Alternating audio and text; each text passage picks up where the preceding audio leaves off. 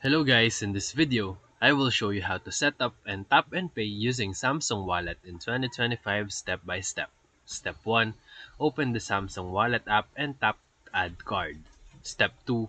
You can either scan your card or enter the details of your card manually, such as card number, expiration date, and CVC.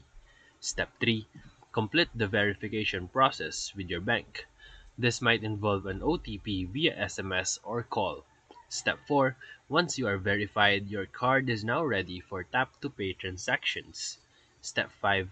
Make sure that your NFC is turned on by going to your settings and then connections and then find NFC and contactless payments and enable that feature. Step 6. When you're going to check out, simply unlock your phone, open Samsung Wallet, and hold it near the payment terminal until you see a check mark or confirmation. And now, you're ready to tap and pay with your Samsung Wallet wherever contactless is accepted. So if this video helped you, feel free to like and subscribe for more quick tutorials, reviews, and comparison videos. Thank you for watching.